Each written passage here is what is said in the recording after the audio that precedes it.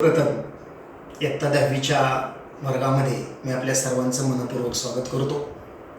9वीची परीक्षा अत्यंत चांगल्या मार्काने आपण उत्तीर्ण झालात आणि 10वीमध्ये आलात. इयत्ता 8वीमध्ये आपण इतिहास हाच विषय पाहत होतो. इयत्ता 9वीमध्ये देखील आपण इतिहास विषयच पाहिला आणि आता 10वीमध्ये देखील आपण इतिहास हा विषय पाहणार आहोत. 8वीचा जो आपण इतिहास बघितला, या इतिहासामध्ये आपण भारतीय स्वातंत्र्याचा लढा याविषयी माहिती पाहिलेली होती. इयत्ता 9वीमध्ये स्वातंत्र्योत्तर भारत 1960 ते 2000 या 40 वर्षाच्या कालखंडामध्ये आपल्या भारत देशाने कशी प्रगती केली याच्याविषयी आपण माहिती पाहिलेली होती. यावर्षी 10वीचा जो इतिहास आहे हा थोडासा एक वेगळ्या प्रकारचा इतिहास असलेला तुम्हाला बघायला मिळेल. यामध्ये उपयोजित इतिहास ही संकल्पना यामध्ये मुळात राबवली गेलेली आपल्याला बघायला मिळते. आणि एक गोष्ट तुमच्या लक्षात येईल, जर तुम्ही इतिहासाचा बारकाईने अभ्यास केला ना तर स्पर्धात्मक परीक्षा ज्या असतात, या स्पर्धा परीक्षेच्या तयारीसाठी जो काही अभ्यासक्रम निर्धारित केलेला असतो, अगदी त्या पद्धतीचा इतिहास यावर्षी आपल्याला पाहायचा आहे. असो, पहिलं प्रकरण तुम्ही या अगोदर अभ्यासलेलं आहे. यामध्ये इतिहास लेखनाच्या ज्या काही पाश्चात्य परंपरा आहेत याविषयी तुम्ही माहिती पाहिलेली होती. आपण दुसरं प्रकरण पाहणार आहोत. दुसरं प्रकरण आहे इतिहास लेखनाच्या भारतीय परंपरा.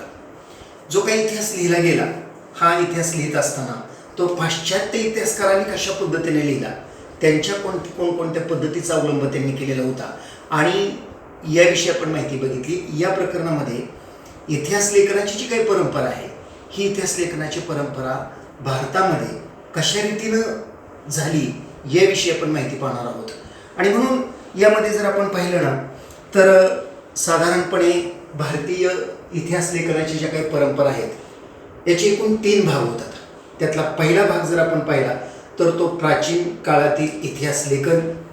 दुसरा जो भाग आहे हा भाग आहे मध्ययुगीन काळातील इतिहास लेखन. आणि जो तिसरा टप्पा आहे तो आहे आधुनिक काळातील इतिहास लेखन.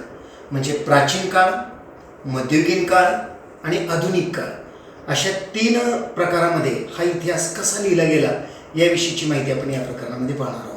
त्यातील जो पहिला टप्पा आहे हा आहे प्राचीन काळातील इतिहास लेखन. आता या प्राचीन काळातील इतिहास लेखनाविषयी जर आपण पाहिलं तर एकंदरीतच यामध्ये आपल्या पूर्वजांचे असणारे पराक्रम, त्याचबरोबर जे काही आपल्या असणाऱ्या दैवतांच्या परंपरा, त्याचबरोबर सामाजिक जी काही स्थित्यांतरे झाली याविषयी आपल्याला माहिती मिळते. काळ जसा जसा पुढे सरकत गेला त्या पद्धतीनं त्या टप्प्यामध्ये इतिहासाचा किंवा त्या इतिहासावर परिणाम झालेला आपल्याला बघायला मिळतो. जर आपण प्राचीन काळाचा जर विचार केला तर यामध्ये असणारे आपले पूर्वज, त्यांनी केलेला पराक्रम, आपल्या ज्या काही देवदेवतांच्या परंपरा, जे काही सामाजिक स्थित्यांतरे जी काही झाली याविषयी आपल्याला माहिती बघायला मिळते. आता तसा जर आपण विचार केला ना तर हडप्पा संस्कृतीमध्ये प्राचीन लेखांच्या आधारे भारतामध्ये जी काही इतिहास लेखनाची किंवा जी काही लेखनकलेची जी काही सुरुवात झाली ही 3ऱ्या सहस्रकापूर्वी किंवा त्याही अगोदर झालेली असावी असा एक अंदाज आहे. त्याचं कारण असं आहे की हडप्पा संस्कृतीची जी काही लिपी आहे या लिपीचं अजूनही अगदी योग्य पद्धतीनं वाचन करण्यामध्ये आपल्याला यश मिळालेलं नाही आहे. आणि म्हणून साधारण एक कोरीव लेखांच्या स्वरूपात सर्वप्रथम हे जे काही लेखन कला अस्तित्वात आलेले आपल्याला बघायला मिळते. आणि म्हणून इसवी सनाच्या 3ऱ्या शतकामध्ये सम्राट अशोकांच्या काळामध्ये सुरुवातीला जे काही कोरीव स्तंभ लेखन झालं किंवा दगडी स्तंभावर कोरले गेलेले जे काही लेख आहेत तिथून खऱ्या अर्थाने ही लेखनकला अवगत झालेली किंवा पुढे प्रसारित झालेली आपल्याला बघायला मिळते. पुढे हाच जो काही टप्पा आहे, हा प्राचीन काळातला जो टप्पा आहे हा आणखीन पुढे येतो. आणि मग तो पुढे आल्यानंतर आपल्याला माहिती आहे की यामध्ये जे काही आर्यकालीन वाङ्मय निर्माण झालं, या वाङ्मयावर जे काही भारतीय संस्कृतीचं वाङ्मय आहे याच्यावर आर्य संस्कृतीचा मोठा प्रभाव झालेला आपल्याला बघायला मिळतो. आणि मग या साहित्यामध्ये रामायण असेल, त्याचबरोबर महाभारत असेल, त्याचबरोबर महाकाव्य असतील, त्याचबरोबर पुराणे, जैन आणि बौद्ध ग्रंथ यांचा देखील याच्यामध्ये समावेश या प्राचीन कालखंडामध्ये झालेला आपल्याला पाहायला मिळतो. त्याचबरोबर प्राचीन काळामध्ये राजांची जी काही चरित्रे होती, त्याचबरोबर राजघराणी होती, त्यांचा जो काही पराक्रम होता, या सगळ्यांचा प्रभाव या प्राचीन काळातील इतिहासावर आपल्याला बघायला मिळतो. आणि म्हणून मी सुरुवातीलाच तुम्हाला सांगितलं की ज्या प्रकारची परिस्थिती होती त्या प्रकारचं लेखन त्या कालखंडामध्ये या इतिहासामध्ये लिहिलं गेलेलं आपल्याला बघायला मिळतं. यानंतर या भारतीय इतिहास लेखनाच्या परंपरेचा जो दुसरा टप्पा सुरू होतो, हा जो टप्पा आहे याला आपण मध्ययुगीन काळातील इतिहास लेखन, मध्ययुगीन काळातील इतिहास लेखन, काळातील इतिहास लेखन. आता हा जो मध्ययुगीन काळ आहे, या मध्ययुगीन काळामध्ये जर आपण बघितलं तर यामध्ये साधारणपणे 12व्या शतकामध्ये एक इतिहासावर लेखन करणार किंवा एक इतिहास लेखक होऊन गेला ज्याचं नाव होतं कल्हण. कल्हण त्याने एक ग्रंथ लिहिला. हा जो ग्रंथ होता या ग्रंथाचं नाव होतं राजतरंगिणी.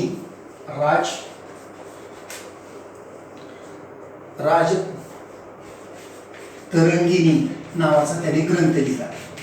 कशावर होता हा राजतरंगिणी नावाचा ग्रंथ? तर यामध्ये काश्मीरच्या इतिहासावर असणारा हा ग्रंथ होता. आणि मग तिथून पुढे साधारणपणे एक मध्ययुगीन कालखंडाला सुरुवात झाली असं आपण समजतो. या मध्ययुगीन कालखंडामध्ये जर आपण विचार केला तर मुस्लिम राज्यकर्त्यांच्या दरबारामध्ये असणारे जे काही इतिहास लेखक होते त्यांनी जे काही इतिहास लेखन केलं, या इतिहास लेखनांवर साधारणपणे अरबी आणि फारसी इतिहासाचा मोठा प्रभाव पडलेला आपल्याला बघायला मिळतो. त्याच्यानंतर मुघल बादशाहच्या दरबारातील इतिहासकारांच्या लेखनामध्ये एक राज्यकर्त्याची स्तुती, राजाविषयी लोकांच्या मनामध्ये असणारी निष्ठा यावर एक मोठा प्रभाव असलेला आपल्याला पाहायला मिळतो. त्याचबरोबर आणखीन हा जर इतिहासाचा टप्पा आपण जर पुढे पाहिला तर तो येऊन ठेपतो बखर हा साहित्य प्रकारावर. आता बखर हा जो काही साहित्य प्रकार आहे ना, हा इतिहासामधील अतिशय महत्त्वाचा साहित्य प्रकार असलेला आपल्याला पाहायला मिळतो. या बखरीमध्ये कशाचं वर्णन असतं तर जे काही शूरवीर आहेत यांच्या शूरवीरांच्या पराक्रमाचं वर्णन, त्याचबरोबर ऐतिहासिक घडामोडी, ज्या काही झालेल्या लढाया, थोर महापुरुषांची चरित्रे, या सगळ्यांचं वर्णन या बखर हा जो काही इतिहास साहित्यातील एक जो लेखन प्रकार आहे यामध्ये झालेला आपल्याला पाहायला मिळतो. आता ह्या जे काही बखर आहेत या बखरमध्ये एक सभासद बखर, ही सभासद बखर इतिहासामध्ये अतिशय प्रसिद्ध असलेली आपल्याला पाहायला मिळते की ज्या सभासद बखर याचं लेखन कृष्णाजी अनंत सभासद यांनी केलेलं आपल्याला पाहायला मिळतं. ही जी काही सभासद बखर आहे ही सभासद बखर कोणाच्या राजकीय कारकिर्दीवर अवलंबून आहे तर ते आहे छत्रपती राजाराम महाराजांच्या. छत्रपती राजाराम महाराज यांची जी काही कारकीर्द आहे या कारकिर्दीचं वर्णन कृष्णाजी अनंत सभासद यांनी या सभासद बखरमध्ये केलेले आहे. आणि म्हणून त्यांच्या या बखरीमध्ये छत्रपती शिवाजी महाराजांच्या कारकिर्दीची देखील आपल्याला माहिती बघायला मिळते. त्याचबरोबर भाऊसाहेबांची बखर हा एक बखर इतिहासामध्ये प्रसिद्ध असलेले आपल्याला पाहायला मिळते की ज्या बखरीमध्ये पानिपतच्या लढाईचं वर्णन असलेलं आपण पाहतो. तर अशा पद्धतीनं हे जे काही मध्ययुगीन कालखंड आहे या मध्ययुगीन कालखंडामध्ये हा जो काही इतिहासाचा प्रवास आहे हा इतिहासाचा प्रवास थोडक्यात अशा पद्धतीनं पुढे चालत गेलेला आपल्याला बघायला मिळतो की ज्यामध्ये जर आपण बघितलं तर कल्हण यापासून झालेली सुरुवात असेल, त्याचबरोबर बखर हा इतिहास साहित्यातील असणारा प्रकार असेल. तर अशा रीतीनं हा मध्ययुगीन कालखंडातला प्रकार आहे. जो तिसरा टप्पा आहे तो आहे आधुनिक काळातील इतिहास लेखन. हा जो तिसरा टप्पा आहे तो आहे आधुनिक काळातील इतिहास लेखन आणि ब्रिटिश इतिहास काळ. यामध्ये जर आपण बघितलं तर हा अगदी अलीकडच्या काळातील तो टप्पा असलेला आपल्याला बघायला मिळतो. या टप्प्यामध्ये इतिहासामध्ये 20व्या शतकात ब्रिटिशांच्या राजवटीमध्ये भारतीय पुरातत्व अभ्यासास प्रथमतः सुरुवात झाली. आणि म्हणून यामध्ये पुरातत्व सर्वेक्षण खात्याचे पहिले सरसंचालक अलेक्झांडर कॅनिंग होम यांच्या देखरेखीखाली हे जे काही अनेक स्थळाचं तिथं उत्खनन झालं आणि त्या माध्यमातून जे काही भारताची असणारी आपली परंपरा, भारताचं असणारं प्राचीन वैभव, भारताची असणारी संस्कृती या सगळ्यांविषयी माहिती असलेली आपल्याला किंवा सापडलेली आपल्याला बघायला मिळते. भारतात आलेल्या ब्रिटिश अधिकाऱ्यांनी भारतीय इतिहासासंबंधी अनेक लेखन केलेले आपल्याला बघायला मिळतं. पण एक गोष्ट आपल्याला याच्यामध्ये नक्की जाणवते की जे काही ब्रिटिश इतिहासकार होते की ज्यांनी भारताच्या संदर्भात इतिहास लिहिला, या इतिहासावर वसाहतवादी धोरणांचा परिणाम झालेला आपल्याला पाहायला मिळतो. यामध्ये जर आपण बघितलं तर जेम्स मिल यांनी लिहिलेला एक जे काही ग्रंथ आहे ज्याचं नाव आहे the history of British India, याचे एकूण 3 खंड पडलेले आपल्याला बघायला मिळतात.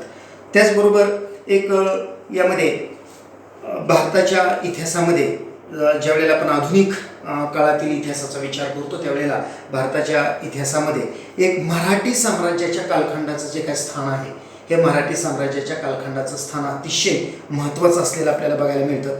यामध्ये इतिहास लेखन करणारा जो काय ब्रिटिश अधिकारी ज्याचं नाव आहे जेम्स ग्रँड डप याने बरंचसं महत्त्वपूर्ण लिखाण केलेलं आहे. त्यानं जो काही ग्रंथ आहे इतिहासाच्या संदर्भात लिहिला ज्याचं नाव आहे the history of the Marathas, हा ग्रंथ त्याने लिहिला. परंतु याची देखील आपल्याला 3 खंड असलेले आपल्याला पाहायला मिळतात. पण या जेम्स ग्रँड डप याने जो आपल्या भारतीय संस्कृतीविषयी इतिहास लिहिला, यामध्ये देखील एक उणीव आपल्याला जाणवते. या इतिहासकारानं भारतीय संस्कृती आणि भारतीय इतिहास यांना कमी लेखण्याचा जो काही प्रकार आहे हा प्रकार केलेला त्यामध्ये आपल्याला पाहायला मिळतो. आणि हे साहजिक आहे, कारण हे ब्रिटिश इतिहासकार होते. आपला भारत त्यावेळेला पारतंत्र्यामध्ये होता आणि म्हणून भारतीय संस्कृती असेल किंवा भारताची जी काही वैभवशाली परंपरा असेल याविषयी पाहिजे एवढ्या मोठ्या प्रमाणात जे काही इतिहास लेखन आहे हे ब्रिटिश इतिहासकार कधीच करू शकणार नव्हते, हे तितकंच खरं आहे. तर अशा पद्धतीनं जे काही भारतीय इतिहासाची परंपरा आहे, या भारतीय इतिहास लेखन परंपरेमध्ये एकूण असणारे आपण 3 प्रकार बघितले, ज्यामध्ये प्राचीन प्रकार, ज्यामध्ये मध्ययुगीन कालखंड आपण पाहिला आणि ज्यामध्ये आधुनिक इतिहास लेखन अशा 3 प्रकारे हे इतिहास लेखन झालेलं आपल्याला पाहायला मिळतं.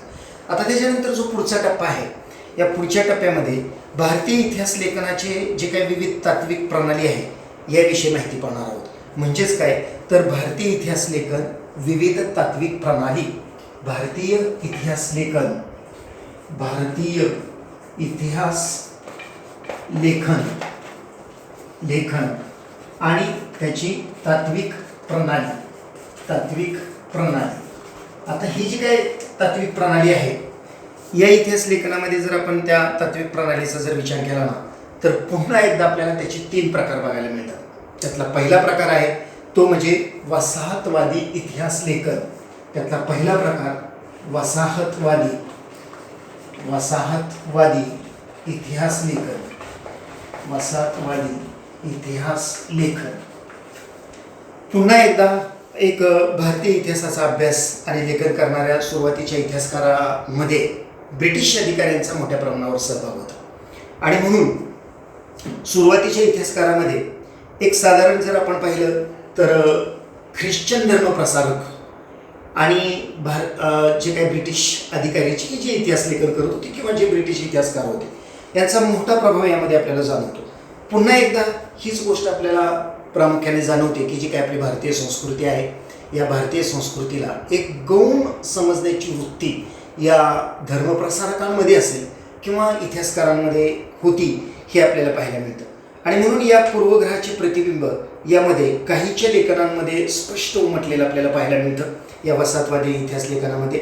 आणि म्हणून या इतिहास लेखनाचा जो काही वापर आहे पुढे 1922 ते 1937च्या दरम्यान प्रसिद्ध झालेलं the Cambridge history of India या ग्रंथाचे 5 खंड आहेत. या 5ही खंडाचं जर आपण वैशिष्ट्य बघितलं तर वसाहतवादी इतिहास लेखनाचं एक ठळक उदाहरण या ग्रंथामध्ये आपल्याला पाहायला मिळतं. आता याच जे काही वसाहतवादी इतिहास लेखनाची जी काही प्रणाली आहे यातला जो दुसरा टप्पा आहे त्याला आपण म्हणतो प्राच्यवादी इतिहास लेखन. हा दुसरा टप्पा ज्याला आपण प्राच्यवादी इतिहास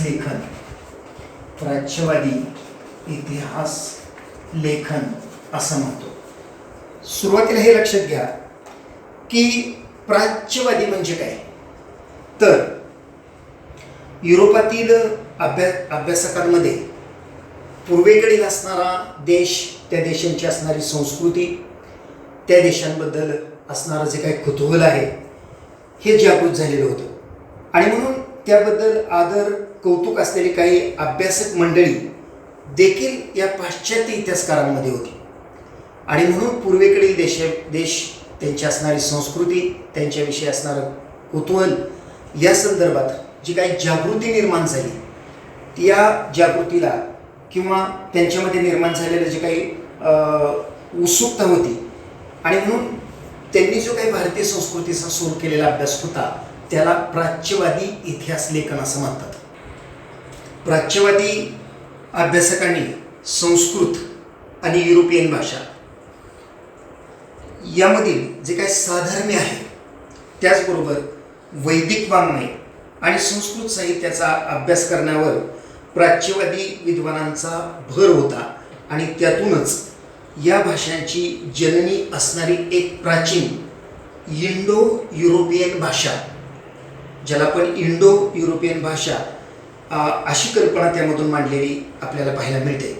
तर अशा प्रकारे या प्राच्यवादी इतिहास लेखनामध्ये एक फ्रेडरिक मॅक्स म्युलर, त्याचबरोबर विल्यम जोन्स अशा काही इतिहासकारांनी लेखन केलेलं आपल्याला यामध्ये पाहायला मिळतं. तिसरा जो टप्पा आहे हा आहे राष्ट्रवादी इतिहास लेखन. आता खरं तर या राष्ट्रवादी इतिहास लेखनाच्या या टप्प्याला सुरुवात होते ते म्हणजे 19व्या आणि 20व्या शतकामध्ये. राष्ट्रवादी इतिहास लेखन म्हणजे काय, तर 19व्या आणि 20व्या शतकामध्ये इंग्रजी शिक्षण पद्धतीमध्ये काही भारतीय तरुण शिकून हे अतिशय तयार झाले आणि भारतीय इतिहासकाराच्या लेखनांमध्ये प्राचीन वैभवाचा अभिमान आणि असणारी आपली भारतीय संस्कृती आणि भारतीयांची आत्मजाणीव जागृत करण्याकडे या लोकांचा कल असलेला आपल्याला दिसतो. आणि म्हणून यामध्ये राष्ट्रवादी इतिहास लेखन जे आहे, या राष्ट्रवादी इतिहास लेखनामध्ये जास्तीत जास्त प्रभाव हा भारतीय इतिहासकारांचा आहे. आणि म्हणून या भारतीय इतिहासकारांमध्ये जे काही इतिहासकार होऊन गेले, यामध्ये V.K. राजवाडे यांचं नाव अग्रभागी असलेलं आपल्याला बघायला मिळतं. आणि म्हणून आपला जो काही इतिहास आहे हा आपणच लिहिला पाहिजे, आपला इतिहास आपणच लिहिला पाहिजे, या गोष्टीचा किंवा या सिद्धांताचा त्यांनी पुरस्कार केलेला आपल्याला पाहायला मिळतो. राष्ट्रवादी इतिहास लेखनामध्ये आणखीन जर आपण पाहिलं तर विनायक दामोदर सावरकर, स्वातंत्र्यवीर सावरकर यांचाही आपल्याला उल्लेख करावा लागेल. जे काही 1857ला जे काही भारतामध्ये बंड झालं हा किंवा जो काही उठाव झाला, हा उठाव नसून ते एक स्वातंत्र्य समर होतं, ही कल्पना त्यांनी मांडली. आणि म्हणून त्यावरच त्यांनी 1857चे स्वातंत्र्य समर नावाचं जे काही ग्रंथ आहे हा ग्रंथ लिहिलेला आपल्याला पाहायला मिळतो. तर अशा पद्धतीनं एक भारतीय इतिहास लेखन, त्यामध्ये विविध तात्विक प्रणाली, या तात्विक प्रणालीमध्ये जर आपण बघितलं तर यामध्ये वसाहतवादी इतिहास लेखक, त्याचबरोबर प्राच्यवादी इतिहास लेखक, राष्ट्रवादी इतिहास लेखक असे एकूण त्याचे 3 टप्पे असलेले आपल्याला पाहायला मिळतात. आता यातला या प्रकरणातला जो शेवटचा टप्पा आहे, जो तिसरा टप्पा आहे, हा टप्पा आहे स्वातंत्र्योत्तर काळातील इतिहास लेखन. याविषयी आपण माहिती पाहणार आहोत. स्वातंत्र्योत्तर काळातील स्वातंत्र्योत्तर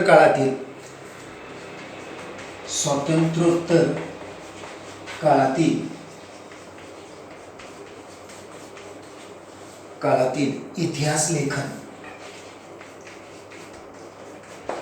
स्वातंत्र्योत्तर काळातील इतिहास लेखन यामध्ये एकीकडे राजघराण्याच्या इतिहासावर भर देणारे इतिहास लेखन केले जात असतानाच एक सांस्कृतिक, सामाजिक, आर्थिक ही जी काही ह्या ज्या काही परिस्थिती आहेत यावर सुद्धा इतिहास लेखनावर पुढे यामध्ये भर दिला जाऊ लागला. आणि त्यातूनच यामध्ये स्वातंत्र्योत्तर काळामध्ये समाज, विज्ञान, अर्थव्यवस्था, राजकीय प्रणाली, धार्मिक विचारसरणी, सांस्कृतिक पैलू यांचा देखील इतिहास अभ्यासनाची एक परंपरा सुरू झालेली आपल्याला पाहायला मिळते. आता हे जे स्वातंत्र्योत्तर काळातील इतिहास लेखन आहे ना, या स्वातंत्र्योत्तर काळातील इतिहास लेखनामध्ये देखील पुन्हा 3 टप्पे पडतात. त्यातला पहिला टप्पा आहे हा मार्क्सवादी इतिहास. हा पहिला जो टप्पा आहे हा आहे मार्क्सवादी इतिहास. मार्क्सवादी इतिहास हा जो मार्क्सवादी इतिहास आहे, या मार्क्सवादी इतिहासकारांच्या लेखनामध्ये आर्थिक व्यवस्थेतील उत्पादनाची साधने, उत्पादनाच्या पद्धती आणि या उत्पादन प्रक्रियेमध्ये मानवी संबंध या गोष्टीविषयी विचार केलेला आपल्याला पाहायला मिळतो. कार्ल मार्क्स यांनी जो मार्क्सवादी विचार मांडला याचा प्रभाव यामध्ये प्रामुख्याने आपल्याला बघायला मिळतो. हा मार्क्सवादी इतिहास लेखन करणारे जे काही इतिहासकार होऊन गेले यामध्ये जर आपण पाहिलं तर प्रामुख्याने दामोदर धर्मानंद कोसंबी यांचं नाव आपल्याला घ्यावं लागेल. कॉम्रेड श्रीपाद अमृत डांगे हे यांनी देखील जे इतिहास लेखन केलं हे देखील मार्क्सवादी इतिहास लेखनामध्ये येतं. त्याचबरोबर रामशरण शर्मा, कॉम्रेड शरद पाटील असे जे अनेक इतिहास लेखक होऊन गेले यांनी जो काही इतिहास लिहिला त्यांनी लिहिलेल्या इतिहासावर मार्क्सवादाचा प्रभाव आपल्याला बघायला मिळतो आणि म्हणून त्याला आपण मार्क्सवादी इतिहास लेखन असं म्हणतो. आता यातला दुसरा जो टप्पा आहे ना, हा दुसरा टप्पा आहे वंचितांचा इतिहास. वंचितांचा इतिहास, वंचितांचा इतिहास, वंचितांचा इतिहास. वंचितांचा इतिहास यामध्ये एक इतिहास लेखनाची सुरुवात समाजाच्या तळाशी असलेल्या सर्वसामान्य लोकांच्या स्तरापासून करायला पाहिजे. ही जी काही संकल्पना आहे ही कल्पना मांडण्यामध्ये ॲटोनिमो ग्रामची या इटालियन तत्त्वज्ञानाचं स्थान एक महत्त्वाचं असलेलं आपल्याला बघायला मिळतं. एक थोडक्यात काय तर वंचिताचा इतिहास. आता या वंचिताच्या इतिहासामध्ये काय आहे, तत्कालीन समाजाचा जर आपण विचार केला ना तर तत्कालीन समाजामध्ये स्त्री आणि पुरुष या दोघांचा जर आपण विचार केला तर स्त्रियांचं स्थान या पुरुष प्रधान संस्कृतीमध्ये हे वंचित होतं.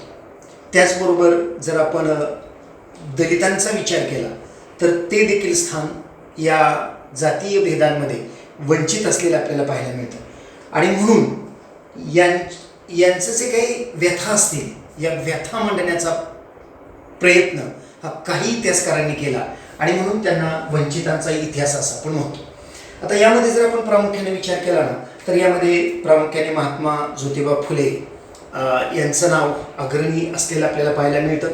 गुलामगिरी या पुस्तकामध्ये शूद्रातिशूद्रांचा इतिहास त्यांनी नव्याने उलगडून दाखवलेला आपल्याला बघायला मिळतो.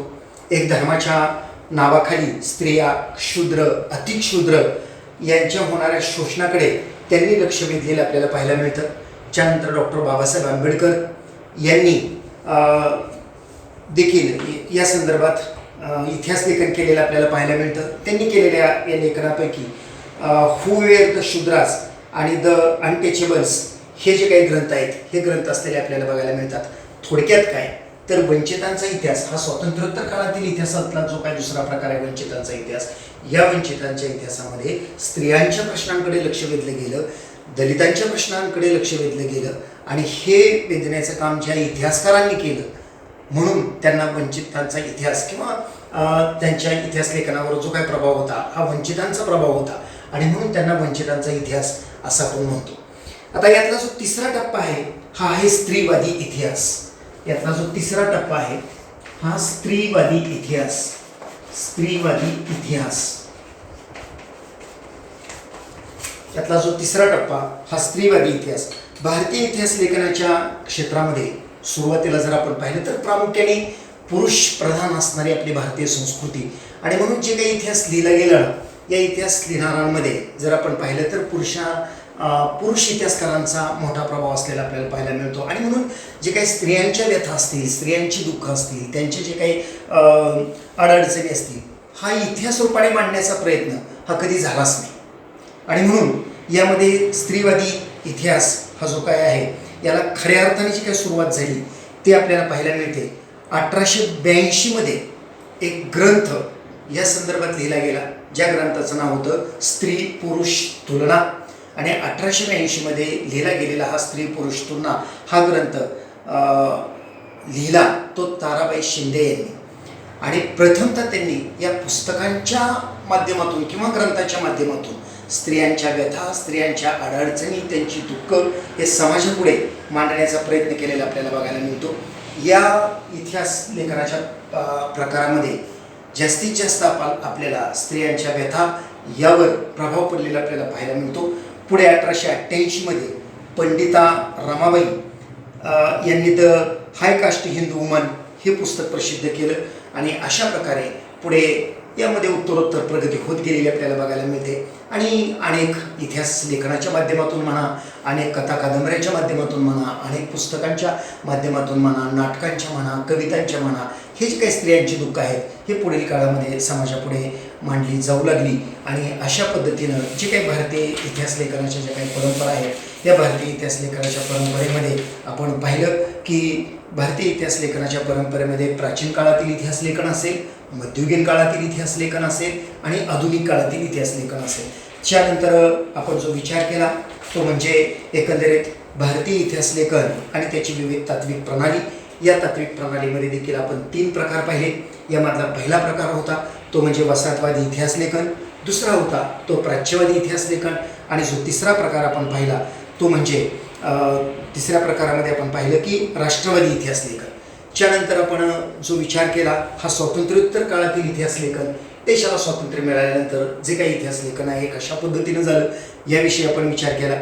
यामध्ये देखील आपण पाहिलं की एकंदरीत त्याचेही 3 प्रकार आपल्याला पाहायला मिळाले. ज्यामध्ये मार्क्सवादी इतिहास लेखन असेल, वंचितांचा लिहिला गेलेला इतिहास असेल आणि स्त्रीवादी इतिहास असेल. तर एकूणच काय तर भारतीय इतिहास लेखनाच्या ज्या काही परंपरा आहेत या परंपरांमध्ये तत्कालीन परिस्थितीचा विचार करून त्या पद्धतीचे विचार त्या इतिहासकारांनी आपल्यासमोर मांडलेले आपल्याला पाहायला मिळतात. एकूणच काय तर हे जे काय आपण प्रकरण पाहिलं की इतिहास लेखनाच्या भारतीय परंपरा याच्यामध्ये आपण फक्त एवढंच लक्षात ठेवायचं की इतिहास लेखनाच्या भारतीय परंपरेचे एकूण 3 टप्पे, प्राचीन, मध्ययुगीन आणि आधुनिक. दुसरा प्रकार आपण यामधला फक्त लक्षात ठेवायचा भारतीय इतिहास लेखनाच्या तात्विक प्रणाली. यामध्ये वसाहतवादी, त्याचबरोबर प्राच्यवादी आणि राष्ट्रवादी.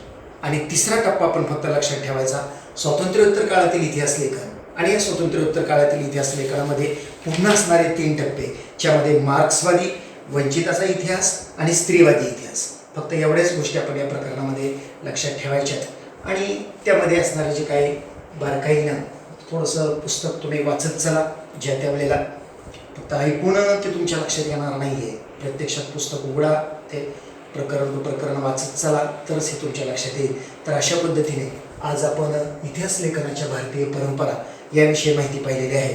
आता त्यानंतर आपण पुढे ज्या वेळेला तिसरं प्रकरण पाहणार आहोत त्यामध्ये आपण उपयोजित इतिहास याविषयी माहिती पाहणार आहोत. एकंदरीतच या वर्षीच्या पहिल्याच प्रकरणामध्ये इतिहास लेखनाच्या पाश्चात्य परंपरा कशा होत्या याविषयी आपण माहिती पाहिली. दुसऱ्या प्रकरणामध्ये इतिहास लेखनाच्या भारतीय परंपरा कशा होत्या याविषयी माहिती पाहिलेली आहे. धन्यवाद.